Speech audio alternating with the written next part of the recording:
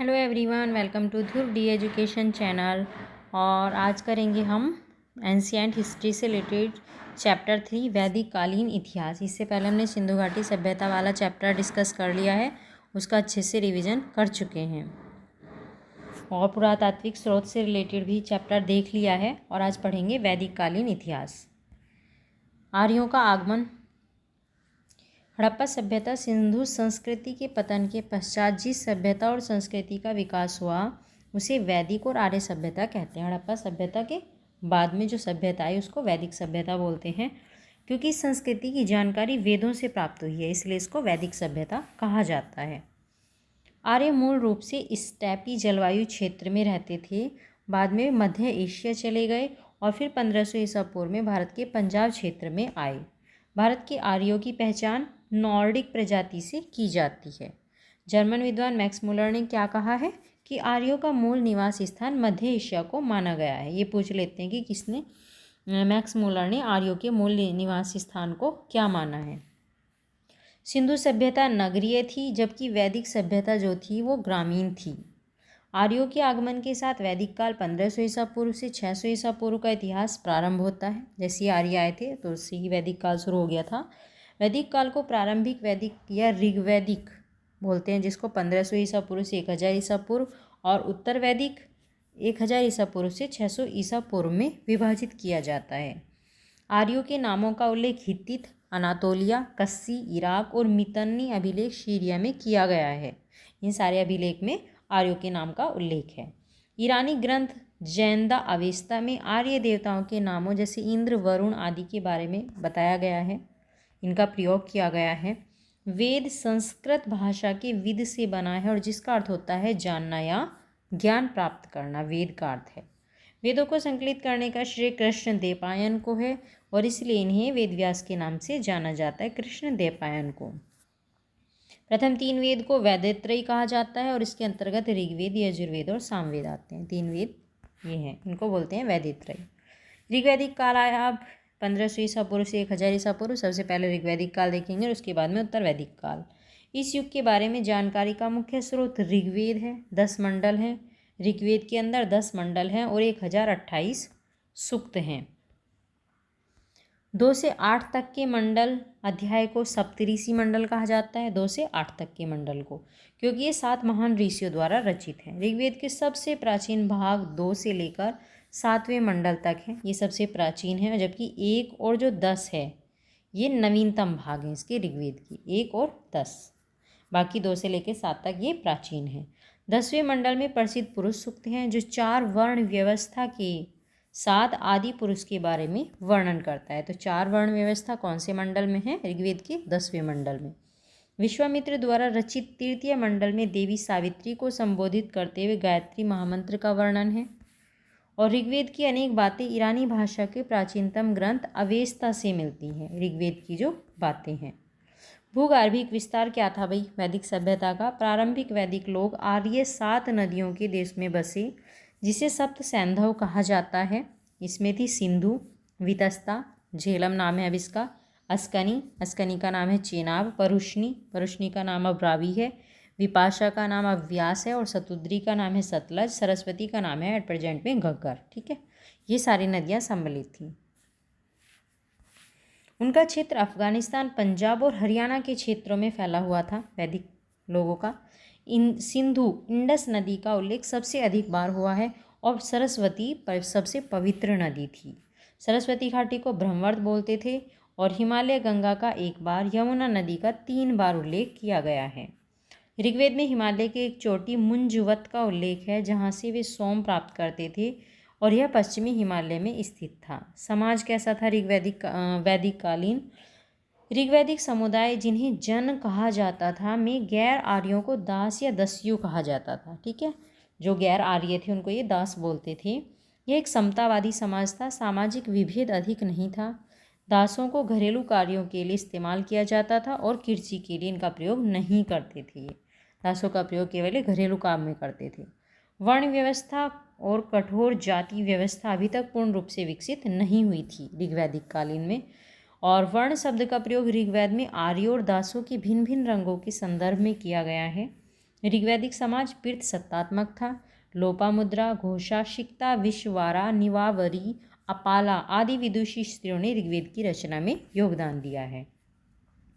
बाल विवाह और सती प्रथा अनुपस्थित थे ऋग्वैदिक काल में, और एक विशेष विधवा पुनर्विवाह जिसे नियोग कहा जाता था प्रचलित था। ये विधवा पुनर्विवाह प्रचलित था और ये जन की आबादी बढ़ाने के लिए किया गया था। जुआ, खेल, रथ दौड़ ये प्रसिद्ध थे।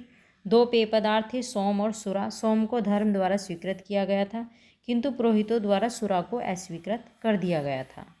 धनी व्यक्ति को गोमत के रूप में जाना जाता था और बेटी को दोहित्री या दुहिता कहा जाता था। जो धनी व्यक्ति था उसको गोमत के रूप में जानते थे और बेटी को क्या बोलते थे? दुहित्रा, जिसका अर्थ होता था गाय का दूध निकालने वाली।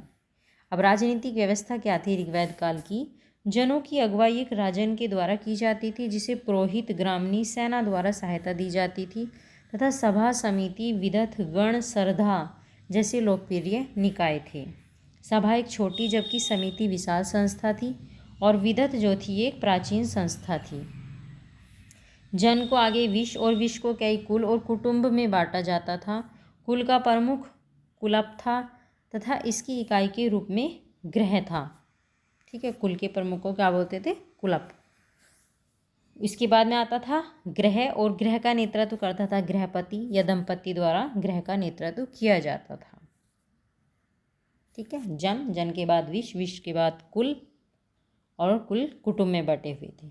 सबसे छोटी इकाई था ग्रह। गांव वह स्थान था जहां मवेशियों को रखा जाता था, और गायों की प्राप्ति के लिए युद्ध को गविष्टि कहा जाता था। जो गायों की प्राप्ति के लिए युद्ध होता था उसको गविष्टि बोलते थे। कुलों के समूह से गांव बनते थे, और गांव का नेतृत्व ग्रामीणी के द्वारा किया जाता था। वज्रपति एक बड़ी भूमि का अधिकारी होता था, जो कुलप और ग्रामीणों का नेता था। राजन अपने लोगों पर शासन करता था। राजा का पद वंशानुगत था। राजा को रक्षक, जनस्य गोपा और गोपति जनस्य कहा गया है। इसके अंदर कुछ गैर राजशाही राज्य थे जिनके प्रमुख गणपति थे या ज्येष्ठ थे।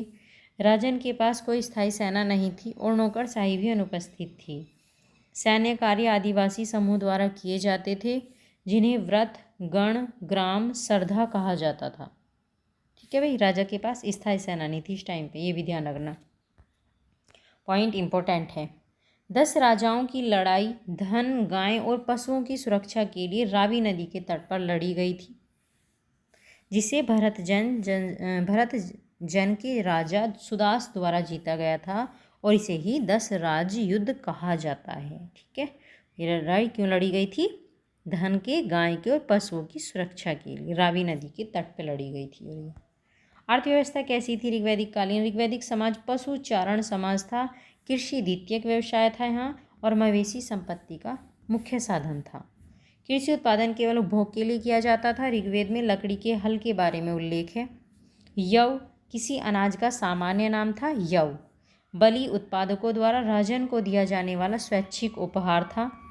इस समय तक ना तो कर लगाया जाता था, ना ही कोष का रखरखाव किया जाता था। ऋग्वेद काल में कोई कर नहीं लगता था, ना कोष का रखरखाव होता था।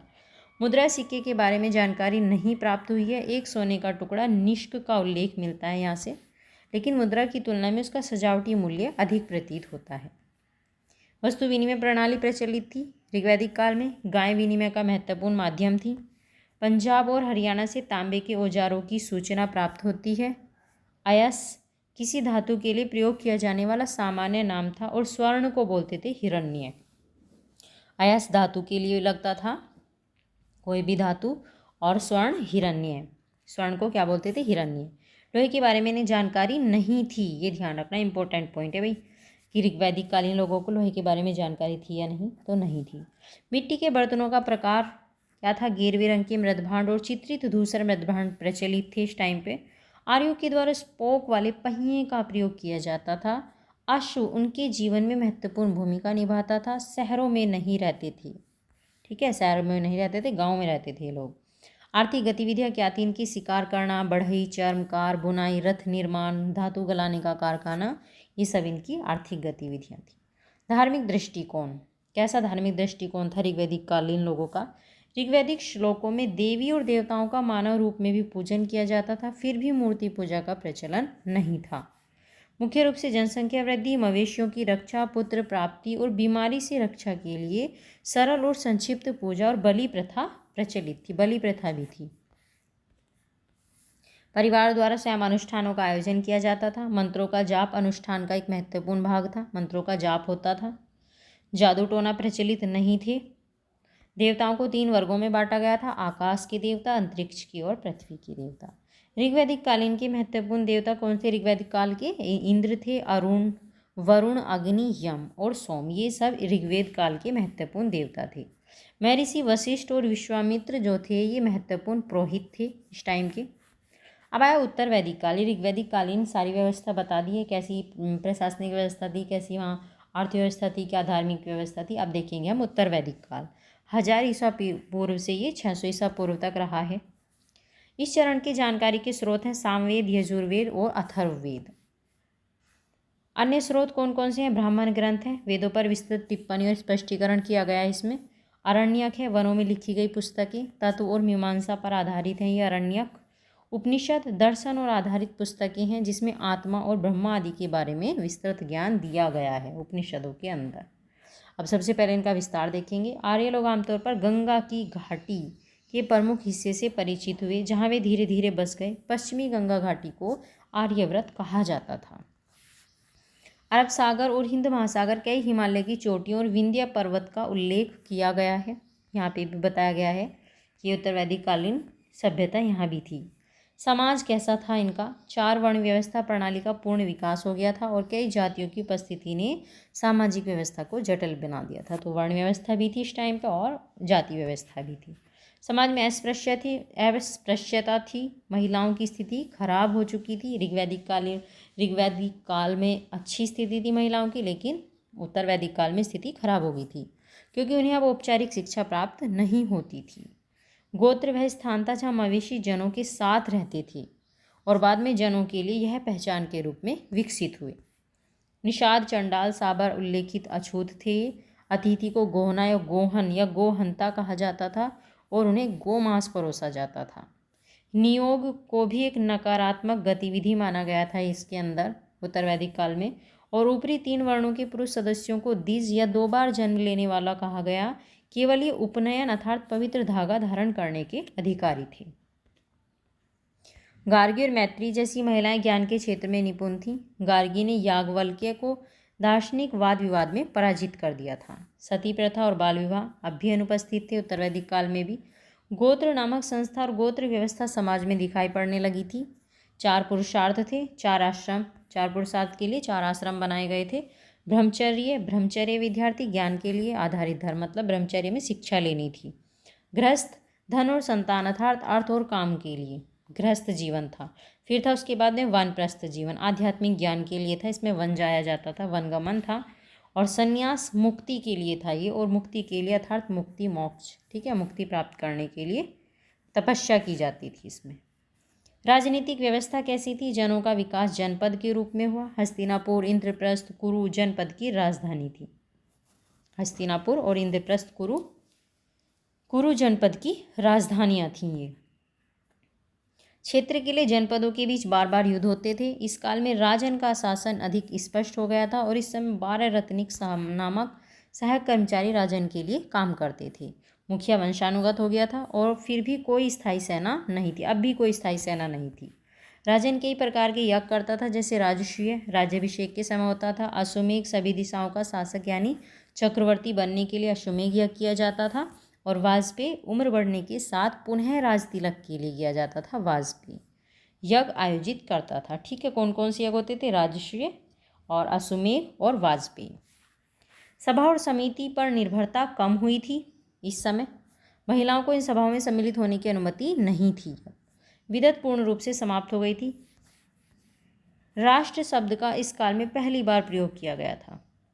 कौन से काल में? उत्तर वैदिक काल में, ठीक है। राजा ने सम्राट, एकराट, सर्वभूमि, विराट जैसी उपाधियां धारण करना शुरू कर दिया था। अब अर्थव्यवस्था कैसी थी? लोह, श्याम अयस्क या कृष्ण अयस्क की खोज की गई और कृषि के लिए तथा जंगल साफ करने के लिए अग्नि का उपयोग बढ़ गया था। और कई फसलों की खेती ने खानाबदोश प्रकृति पर काफ़ी हद तक अंकुश लगाया, लेकिन पशुपालन जारी रहा। ठीक है। उत्तर वैदिक काल में लोहे की खोज हो गई थी। गेहूँ, जौ, चावल, मूंग, उड़द, तिल इन सब की खेती की जाती थी। अधिशेष उत्पादन के फलस्वरूप बलि और भाग 1/6वां या 1/12वां भाग राजा के कोष में प्रथागत रूप से जमा करवाना पड़ता था। कोषाध्यक्ष को क्या बोलते थे? संग्रहित्री या समग्राही। और भाग दूध कर वसूलने का काम करते थे। और वैश्य केवल करदाता थे, कर देते थे भी। माना जाता है कि शतमान, निष्क और कृष्णल नामक सिक्कों का प्रयोग किया जाता था, लेकिन इसका कोई पुरातात्विक प्रमाण नहीं प्राप्त हुआ है। ये बोलते हैं कि इन सारे सिक्कों का प्रयोग करते थे उत्तर वैदिक काल में। धन उधार के संदर्भ शतपथ ब्राह्मण एक सूदखोर को कुसी दीन बताता है। में इसकी चर्चा की गई है। मतलब धन उधार के बारे में चर्चा की गई है और ये बताया गया है शतपथ ब्राह्मण एक सूदखोर को कुसी दीन बताता है। उसमें उससे पता चला है कि हाँ, वहाँ धन उधार के संदर्भ में भी तथ्य है। धातु गलाने का कारखाना, बढ़ई, बुनकर, चर्मकार, ज्वेलरी बनाना, रंगाई, मिट्टी के बर्तन बनाना, ग्लास, हॉर्स और चूड़ियाँ बनाना, जिससे विभिन्न कला और शिल्प कला का उल्लेख मिलता है इस टाइम पे। समुद्री यात्राओं के उल्लेख से वाणिज्य और व्यापार का संकेत मिलता है। और मिट्टी के बर्तनों का प्रकार, चित्रित धूषण मृदभांड का ये प्रयोग करते थे। धार्मिक दृष्टिकोण कैसा था? वरुण और इंद्र ऋग्वैदिक युग के सबसे महत्वपूर्ण देवता थे, वरुण और इंद्र, जिन्होंने बाद के वैदिक चरण में अपनी प्रमुखता खो दी थी। प्रजापति या आदि पुरुष उत्तर वैदिक चरण में प्रमुख भगवान बन गए थे। वरुण और इंद्र की जगह कौन बन गए थे? प्रजापति। अनुष्ठान बलि के लिए पुरोहित की आवश्यकता ने धार्मिक जीवन को जटिल बना दिया था। यहाँ अब अनुष्ठान करना होता तो पुरोहित की जरूरत होती थी। मूर्ति पूजा के कुछ उदाहरण पाए गए हैं। जादू टोना ने सामाजिक धार्मिक जीवन में प्रवेश कर लिया था। उत्तर वैदिक काल में जादू टोना भी आ गया था। उत्तर वैदिक चरण के अंत में उपनिषद के दार्शनिकों ने धार्मिक प्रथाओं को सरल बनाने का प्रयास किया था। कुछ क्षत्रिय बाद के वैदिक चरण में जैसे जनक और विश्वामित्र परम अर्थात ब्रह्म को जानने में सफल रहे। धर्म का अर्थ था स्वयं के लिए, दूसरों के लिए कर्तव्य का पालन करना, लेकिन रीत मौलिक कानून था जिससे सृष्टि के कार्यों को नियंत्रित किया जाता था। अब भाई वैदिक कालीन देवता देख लेते हैं। इंद्र, वर्षा और बादलों के देवता थे इंद्र। और इंद्र के लिए 250 सूक्त हैं, मतलब श्लोक, जिसमें इंद्र को पुरंदर या किलों के विध्वंसक के रूप में बताया गया है। और उत्तर वैदिक काल में इन्होंने अपनी प्रमुखता खो दी थी। उसके बाद आए वायु, वायु के देवता थे ये। फिर हैं अग्नि, अग्नि के देवता थे, शुद्धता और यज्ञ के लिए जाने जाते थे। सूर्य जीवन स्रोत के देवता थे। इनके सहायक रूप में विष्णु, सावित्री, गायत्री, मित्र, पूषण, वनस्पति, पशुधन और विवाह के देवता थे। ठीक है। रुद्र जो थे विनाश के देवता थे, रोगों से बचाव के लिए इनकी पूजा करते थे। और उत्तर वैदिक काल में शिव के साथ इनकी समायोजना थी। अदिति देवताओं की माता थी। उषा प्रभात की देवी थी। वरुण जल और नैतिकता के देवता थे। सबसे शक्तिशाली लौकिक व्यवस्था और नियम को बनाए रखना इनका काम था। और उत्तर वैदिक काल में इन्होंने प्रमुखता खो दी थी। विष्णु सूर्य का एक पहलू था। ये सबसे कम सूक्त मिले हैं इनके बारे में, मात्र 5 सूक्त मिले हैं। मारुत पवन के देवता थे। पृथ्वी उर्वरता की देवी थी। अरण्यानी वन की देवी थी। और पर्जन्य वर्षा के देवता थे। प्रजापति परम पिता परमात्मा थे। उत्तर वैदिक काल में सबसे प्रमुख थे प्रजापति। पूषण शूद्रों के देवता थे। मवेशियों की देखभाल के लिए जाने जाते थे पूषण। अब है वैदिक ग्रंथ। वैदिक ग्रंथों को मोटे तौर पर 2 भागों में बांटा गया है, जिनका नाम है श्रुति और स्मृति। श्रुति क्या थे? श्रुति वे ग्रंथ है जो सुने जाते हैं और ध्यान के माध्यम से ऋषियों द्वारा ईश्वर के रहस्योद्घाटन से संबंधित। इसमें ऋषि जो थे वे ईश्वर के रहस्य बताते थे। 4 वेद और 4 संहिता श्रुति में शामिल है। स्मृति वे हैं जो सामान्य मनुष्यों द्वारा याद किए जाते हैं। जैसे वेद हैं ब्राह्मण, आरण्यक और उपनिषद, इनके अंदर वेद आते हैं, वेदांग आते हैं 6 और 4 उपवेद आते हैं। ठीक है, स्मृति के अंदर ऋग्वेद संबंधित ब्राह्मण और उपवेद हैं। ये इधर उपनिषद हैं, ये पुरोहित हैं और इनके बारे में ये टिप्पणियाँ हैं। ऋग्वेद ऐत्रेय कौशिकी और उपवेद था इसका धनुवेद। ब्राह्मण ऋग्वेद से संबंधित ब्राह्मण कौन है? ऐत्रेय थे और कौशिकी, ये ऋग्वेद से संबंधित ब्राह्मण थे। और ऋग्वेद से संबंधित उपनिषद ऐत्रेय और कौशिकी हैं। पुरोहित थे होर्थ और सबसे प्राचीन पाठ था ये ऋग्वेद। सूक्त कई देवताओं को समर्पित, विशेषकर इंद्र के लिए समर्पित थे इसके श्लोक। और विषय वस्तु जीवन, मृत्यु, सृजन, बलि और सोम ईश्वरीय सुख, ठीक है, ये इसके विषय थे।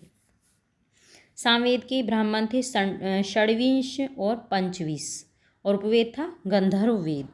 छांदोग्य, केन और जैमिनीय ये क्या है, उपनिषद थे इससे रिलेटेड। और उद्गार्थ ये जो थे पुरोहित थे। और संगीत पर प्राचीनतम पुस्तक साम्राज्ञ रागनी और ऋग्वेद से प्रेरित काव्य संगीत से संबंधित था सामवेद। यजुर्वेद तैत्तिरीय और शतपथ ब्राह्मण थे। उपवेद था स्थापत्य वेद। तैत्तिरीय कठो ईश और श्वेताश्वर ये उपनिषद थे। और अर्धवर्यु पुरोहित थे। बलि और संस्कार गद और पद दोनों में रचित था। दो संबंधित संहिताएं थी, शुक्ल और कृष्ण यजुर्वेद। अथर्ववेद गौपथ ब्राह्मण थे। उपवेद था आयुर्वेद। मांडुक्य, प्रश्न और मुंडको ये उपनिषद थे। पुरोहित इसका पाठ नहीं किया जाता था। जादू टोना, कृषि उद्योग, शिल्प, पशुपालन, बीमारी का उपचार और गैर आर्यों द्वारा ये रचित थे अथर्ववेद। एक बार इस लिस्ट को देख लेंगे, लिस्ट बहुत इंपॉर्टेंट है। ये वेद थे अथर्ववेद, पहले ऋग्वेद, यजुर्वेद, सामवेद और अथर्ववेद। ऋग्वेद में वैदिक देवताओं की स्तुति की जाती थी, सबसे प्राचीन वेद था। यजुर्वेद यज्ञ के संपादन की विधि होती थी और गद और पद दोनों में रचा गया था। और भाई सामवेद अथर्ववेद संस्कारों और कर्मकांडों का वर्णन किया गया था। सामवेद में छंदों के गायन की विधि, संगीत की सर्वप्रथम जानकारी दी गई थी सामवेद के अंदर। अब है प्रमुख दर्शन। सांख्य मूल तत्व इसमें 25 है, जिसमें प्रथम तत्व प्रकृति है। सतरज और तम के सिद्धांत को अपनाया गया है। कपिल मुनि द्वारा सांख्य दर्शन को रचा गया है। योग आत्मा का परमात्मा से मिलन है, इसमें पतंजलि द्वारा प्रतिपादित है योग। वैशेषिक परमाणु सिद्धांत की चर्चा करता है ये, और एक कणाद के द्वारा प्रतिपादित किया गया है वैशेषिक दर्शन। न्याय तर्क का दर्शन, और ये गौतम ऋषि के द्वारा प्रतिपादित किया गया है। पूर्व मीमांसा अनुष्ठान से संबंधित है, जैमिनी द्वारा प्रतिपादित किया गया है। उत्तर मीमांसा केवल ब्रह्म को सत्य मानता है, और ये बादरायण द्वारा प्रतिपादित है। नास्तिक दर्शन महात्मा बुद्ध का बौद्ध धर्म नास्तिक दर्शन को मानता है। महावीर स्वामी का जैन धर्म।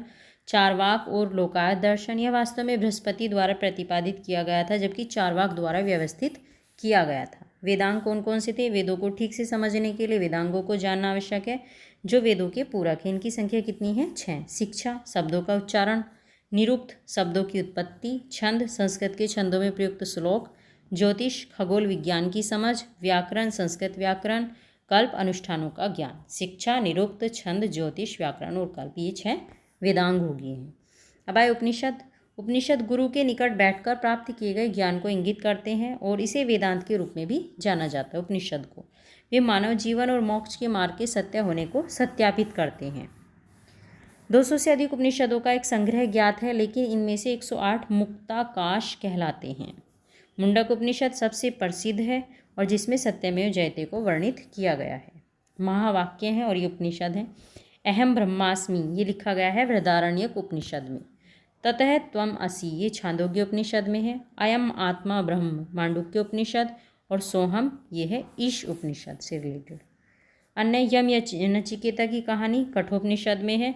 निष्काम कर्म का सिद्धांत ईशोपनिषद के अंदर है। नवधा भक्ति ये है श्वेता श्वेतरोपनिषद में। सत्यम शिवम सुंदरम भी है श्वेता श्वेतरोपनिषद के अंदर। उपनिषद काल के दार्शनिक राजा शतपथ ब्राह्मण और छांदोग्य उपनिषद के अनुसार ये राज्य था, और ये राजा थे। विदेह के राजा कौन थे? जनक। कैकई के राजा थे अशुपति। काशी के अजातशत्रु, और पांचाल के थे प्रवाहन जाबाली। ऐत्रेय ब्राह्मण में वर्णित शासन प्रणाली कैसी थी? पूर्व दिशा में साम्राज्य था, उपाधि सम्राट की थी, और यज्ञ होता था वाजपेयी यज्ञ। पश्चिम में राज्य का नाम था स्वराज्य, उपाधि स्वराट की थी, और यज्ञ होता था अश्वमेध यज्ञ पश्चिम दिशा में।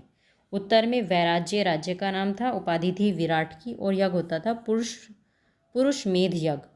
दक्षिण के में राज्य का नाम था भोज्य, और उपाधि थी सर्वराट की, और यज्ञ होता था सर्वमेध यज्ञ। मध्य में राज्य कहा जाता था, उपाधि थी राजा की, और ये होता था राजसूय यज्ञ। ये है राजा, ठीक है। मध्य में राजा हो गया, उत्तर में विराट हो गया, पूर्व में सम्राट, दक्षिण में सर्वराट या भोज, और पश्चिम में स्वराट। अधिकारी और वैदिक काल में उनकी क्या रूपरेखा थी, किस अधिकारी के क्या काम थे। वज्रपति चारागाह भूमि के अधिकारी थे। जीवाग्रीभा पुलिस अधिकारी था। गोप्ता राजा था। सेनानी सर्वोच्च सेना का प्रधान था। प्रधान मुख्य न्यायाधीश था। ग्रामणी गांव के प्रमुख थे।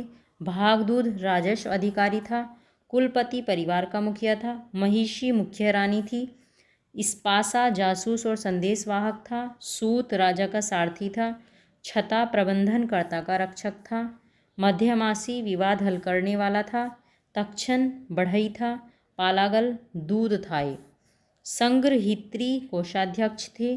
गोविकर्ता जंगल विभाग का प्रधान अधिकारी था। अक्षवाप लेखाकार था। पुरोहित पुजारी थे, ये सर्वोच्च आदेश का पुजारी। और गोहता था अतिथि। ठीक है, ये अधिकारी थे और इनके क्या काम थे, ये भी बहुत इंपॉर्टेंट है। अब है पुरातन साहित्य। पौराणिक साहित्य बहुत विशाल है, जिसमें 18 मुख्य पुराण है और 18 सहायक पुराण है। विष्णु पुराण में 4 युगों का उल्लेख है, सतयुग, त्रेता, द्वापर और कलयुग। ठीक है, विष्णु पुराण में 4 युग हैं। सर्ग ब्रह्मांड का विकास, प्रतिसर्ग ब्रह्मांड का समावेश, मनवंतर समय की पुनरावृत्ति की प्रकृति, वंश राजाओं और ऋषियों की सूची और वंशानुचरित चरित्र आधारित कहानियाँ इसके अंदर थीं। मिलकर 5 मौलिक स्तंभ बनाते हैं जो पौराणिक ग्रंथ या इतिहास का निर्माण करते हैं। और 18 मुख्य पुराण हैं। कौन कौन से? विष्णु पुराण है, गरुड़ पुराण, मत्स्य पुराण, शिव पुराण, ब्रह्मांड पुराण, भविष्य पुराण, नारद पुराण, वाराह पुराण, कर्म पुराण, स्कंद पुराण, ब्रह्मवत पुराण और वामन पुराण, पद्म पुराण, भागवत पुराण, लिंग पुराण, अग्नि पुराण, मार्केंडेय पुराण और ब्रह्म पुराण। ये सारे हमारे 18 पुराण हैं। महाकाव्य।